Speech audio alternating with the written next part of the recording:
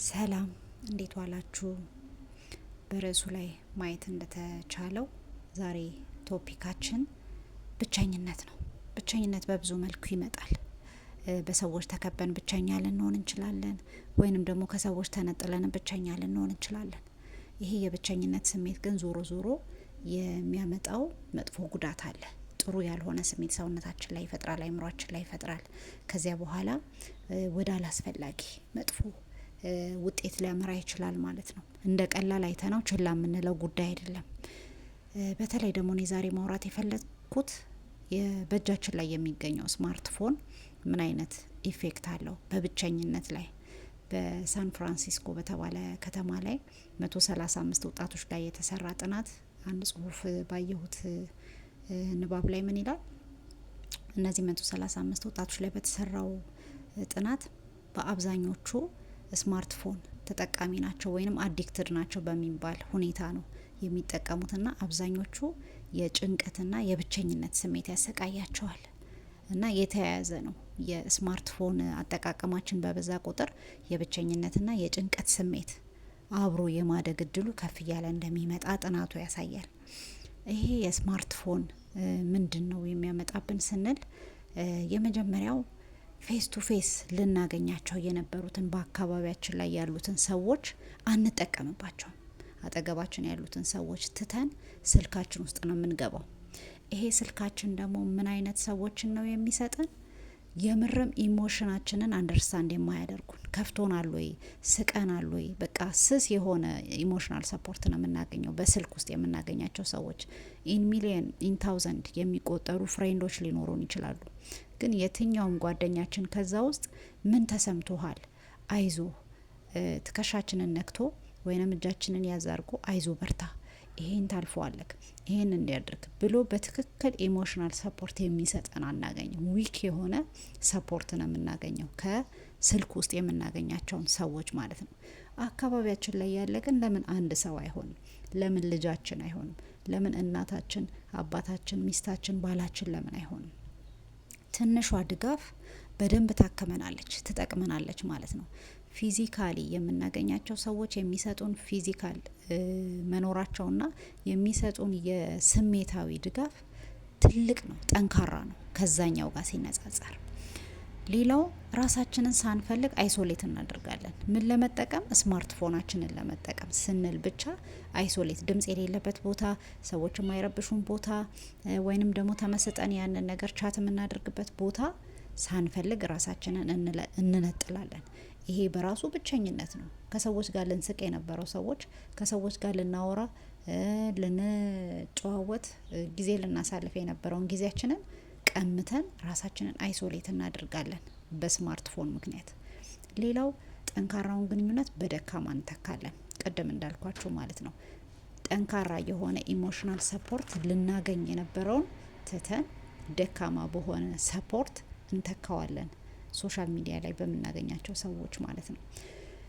ስለዚህ ብቸኝነትን ለማምለጥ ስንል እንደገና ሶሻል ሚዲያ ውስጥ መደበቃችን በራሱ ብቸኝነታችን ሳይክሉን እንዲያፈጥነው እንዲጨምረው እያደረግ ነው፣ እያከረር ነው የምንሄደው ማለት ነው።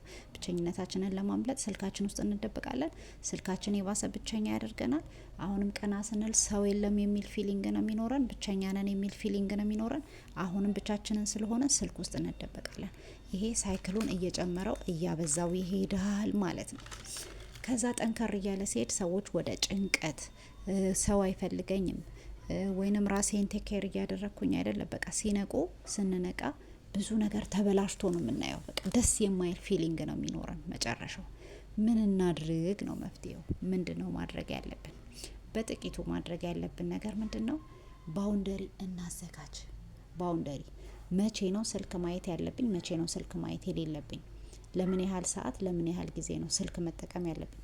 ከዛ በኋላ ያንን ስልክ ቁጭ አድርገን ከኛ አርቀን አስቀምጠን፣ ምክንያቱም ኖቲፊኬሽን የሚባል ነገር አለ። አሁንም ጤጤጥ ይላል። ምንድነው የደረሰኝ? ምንድነው ስንት ላይክ ደረሰ? እናውቀዋለን ሶሻል ሚዲያ ላይ ብዙ ነገሮች እንደሚያጓጉ። ስለዚህ እነዚህ ነገሮች ሁሉ እንዳያንቀዠቅዡን ስልካችንን ከኛ የምናረቅበት ሰዓት ሊኖረን የግድ ነው ማለት ነው። ለቤተሰባችንና በአካባቢያችን ላይ ላሉት ኢምፖርታንት የሚባሉ ሰዎች፣ የማናውቃቸውም ሰዎች ሊሆን ይችላል። በነገራችን ላይ በታክሲ ውስጥ እየሄድን ጥሩ ሰዎች ልናገኝ እንችላለን። ረጅም ጉዞ ስናደርግ በአውቶቢስ በባቡር ተሳፍረን ስንሄድ ጥሩ ሰዎች፣ የሚገርም ታሪክ የሚያጫውቱን ሰዎች በስልክ ውስጥ ተደብቀን ከምናሳልፍ ያንን ወርቃማ ጊዜ ከሰዎች ጋር የምንተዋወቅበት መሆን ይችላል። ከሰዎች ጋር የሚገርም ገጠመኞችን የምናወራበት፣ የስራ እድል ሁሉ የምናገኝበት አጋጣሚ ሊሆን ይችላል። ስለዚህ ለስልካችን ጊዜ መመደብ የመጀመሪያው መፍትሄ ነው። ሁለተኛው ቅድሚያ ለፌስ ቱ ፌስ ኢንተራክሽናችንን እንስጥ። አጠገባችን ላሉ ሰዎች፣ ህጻናት ለምን አይሆኑም? አኒማል የምንወደው ውሻና ድመት ለምን አይሆኑም? ከእነሱ ጋር ለመጫወት ከእነሱ ጋር ጥቂት የሆኑ ነገሮችን ለማሳለፍ ጊዜ እንመድብ፣ ከስልካችን ይልቅ ማለት ነው። ስልካችን ላይ ተጥደን ከምናሳልፍ ይልቅ ቅድሚያ ስጡ ተብለን 2 ነገሮች ምርጫ ቢቀመጡልን ቅድሚያውን ለፌስ ቱ ፌስ ኢንተራክሽን መስጠት ለራሳችን ጥቅም እንደማግኘት ነው። ለራሳችን ቅድሚያ እየሰጠን መሆኑን ነው የምናሳየው። ሌላው አዳዲስ ሆቢዎችን እንማር። ኤክሰርሳይዝ ሊሆን ይችላል፣ ዳንስ ሊሆን ይችላል፣ ማንበብ ሊሆን ይችላል። ከስልክ ውጪ የሚደረጉ እንቅስቃሴዎች፣ ሙዚቃ ሊሆን ይችላል። የተለያዩ ነገሮችን ሆቢዎችን ማዳበር። ከዛ ስልካችንን ቁጭ አድርገን ለተወሰነ ሰዓታት በእነዚህ ጉዳዮች ላይ ራሳችንን እናጥምድ። አንዱ ከስልክ ኦፍ የምንሆንበት መንገድ ይሆናል ማለት ነው። ሌላው ዲሊት ማድረግ ያሉብን የሶሻል ሚዲያ አይነቶች ካሉ እስቲ እንፈልግ። ስልካችን ውስጥ የማንጠቀምባቸው ግን አሁንም ኖቲፊኬሽን አሁንም እየመጣ እኛን ስራ እንዳያስፈታን አይምሯችንን እንዳይዝብን ዲሊት ማድረግ ያለብን ሶሻል ሚዲያ አይነት ካለ ዲሊት እናድርገው። ኢንስታግራም ሊሆን ይችላል፣ ቲክቶክ ሊሆን ይችላል፣ ፌስቡክ ሊሆን ይችላል። ያን ያህል ለእኛ ገንዘብ የማያመጣ ያን ያህል ማተር የማያደርግ ላይፋችንን የማይጎዳ ነገር ከሆነ ዲሊት በማድረግ ኖቲፊኬሽኖችን መቀነስ፣ አሁንም ከስልካችን ጋር ያለንን ግንኙነት ለመቀነስ እንዳንገናኝ ከስልካችን ጋር ያደርገናል ማለት ነው። ሌላው ጠንከር ካለ ደግሞ በሌላው ዓለም ላይ የተለመደ ነው። ዲጂታል አዲክሽንን የሚያክሙበት ሴንተር አላቸው። ልክ እንደ ድራግ አዲክሽን ተቆጥሮ እንደ ማንኛውም አይነት ሱስ ተቆጥሮ ሕክምና የሚያገኙበት ቦታ አላቸው። ቴራፒ ሴንተር አላቸው። እኛ ሀገር ይሄ ያለ አይመስለኝም እስካሁን እስከማውቀው ድረስ። በሌላው ዓለም ግን ልክ እንደ ማንኛውም ህመም ተቆጥሮ ዲጂታል አዲክሽን ተብሎ በዛ ሕክምና ያገኛሉ። ስለዚህ ጠንከር እያለ ሲመጣ ጉዳቱም ጠንካራ ስለሚሆን በቅድሚያ ራሳችንን መከላከል አለብን ማለት ነው። ለራሳችን ጤና፣ ለራሳችን ኢንተራክሽን። ሰው የተፈጠረው ለመብላት፣ ለመጠጣት፣ ለመስራት ብቻ አይደለም። ከሰዎች ጋርም ኢንተራክት እንዲያደርግ ነው። አስፈላጊ ስለሆነ ነው።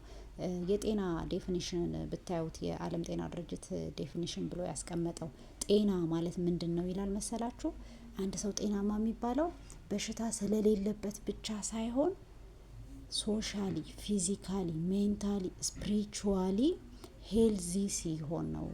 ስለዚህ ሶሻሊ፣ ሜንታሊ፣ ስፒሪቹዋሊ እና ፊዚካሊ ሰውነቱም ጭምር ጤናማ ካልሆነ ይሄ ሰውዬ ጤናማ ሊሆን፣ ቁስል ስለሌለብኝ ብቻ፣ ሆዴን ስላላመመኝ ብቻ፣ ቆሜ ስለምራመድ ብቻ ጤናማ ልሆን አልችልም። ምን ከሌለ የሃይማኖታዊ ከሰዎች ጋር ያለኝ መስተጋብር፣ አይምሮዬ ማሰብ ብቃቱ፣ እነዚህ ነገሮች ሁሉ አንድ ላይ ሆነው ጤናማ ካልሆኑ ጤናማ ነኝ ልባል አልችልም ማለት ነው። ስለዚህ ጤናማ ነው የሚባለው ሰው ከሰዎች ጋር መገናኘት፣ መሳቅ፣ መጫወት፣ የብቸኝነት ስሜቱን ማከም ሲችል ነው ማለት ነው። ለዛሬ እችን ካልኩ ይበቃናል። በሌላ አዲስ ቶፒክ እንገናኛለን። እወዳችኋለሁ። መልካም ጊዜ። ባይ ባይ።